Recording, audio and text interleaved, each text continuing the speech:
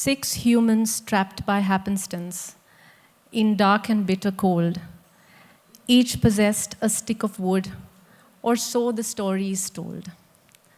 I want to begin today with an explanation of a poem that James Patrick Kinney wrote decades ago called The Cold Within. And the poem really talks about 6 people. Now let's imagine a dark night, a really, really cold night, where there is no electricity, no facilitation, and there are 6 really tired and cold people sitting around a fire. And the fire is dying, and there is no more wood. But guess what? Every one of those 6 people have a stick in their hand. And simply by putting their sticks in the fire, they can all live through the night. And we would expect each one to put that stick in the fire. But what happens is very surprising. The woman thinks, why should I share my stick with all the men? The black thinks, why should I share my stick with all the white? The rich thinks, why will I share my stick with all the poor, lazy buggers? The poor says, why should I die alone? I will have everybody die with me. And in that way, the 6 of them, holding grudges in their heart, not wanting to share, see the fire dim. Their sticks held tight in death-stilled hands was proof enough of sin. They did not die from cold without, they died from cold within.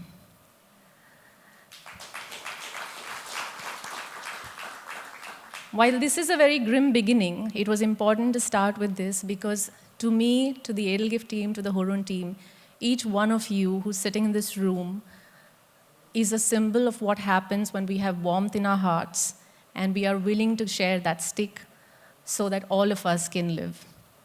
And why it is so important to have this warmth within us as we navigate this very tumultuous time of global chaos, poverty, war, politics, and all of that, is that it is the warmth of your heart that enables people who have nothing with them to be able to survive that day and that night. So your role in how the world operates is magnificent. So for anybody who says philanthropy is useless, we should only raise taxes and have a more smarter government, yes, we should, but philanthropy is not useless because it does a lot for those who are receiving, but it does a lot more for those who give. And the testimony is in the hearts of everyone who's here today. For all the businesses we make and for all the monies and the revenues we get, the joy of giving is incredible. And that's why this evening is always so special to all of us, to the Hurun team, to Edelgift team.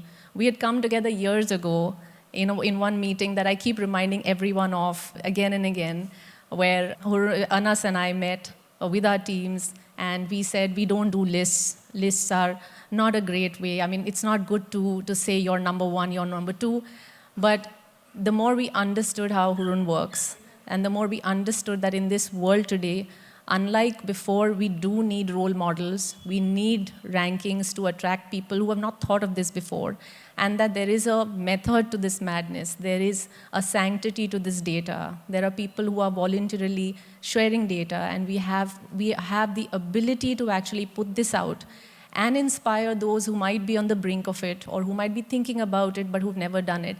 The list took a different meaning for us.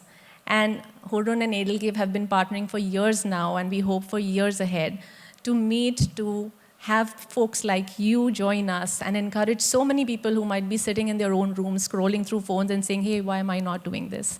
So you play such a powerful role, and we are so, so delighted to have you here with us. Anna said I will talk about data. I will absolutely not talk about data. There is a report, and he's already gone through it. I really do like to talk about the power of money, the power of resource in a world that has too much scarcity on it. But just some months ago, we had not less than 800 billionaires in India, and we had not more than 800,000 millionaires in India, in a country of 1.4 billion people. That is the reality in which not more than 400,000 NGOs in this country are operating.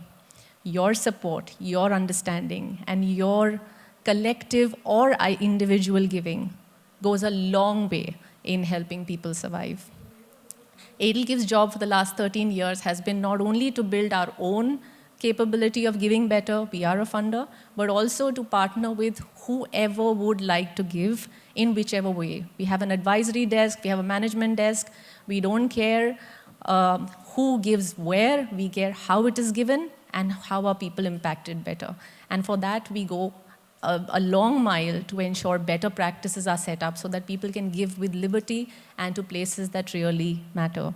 We're partnering with funders of 5 countries. We're giving only in India right now, but in almost 80% of the states in this country, and we're only beginning. We hope all of you are with us in this journey, individually or collectively. Like I say, with the more the merrier. The route is unimportant, the giving is very important. And finally, because I don't want to keep us away from the event, I want to also leave with a little anecdote that has always stuck for me, and I think it again makes me remember why we give, and this is the right place to say.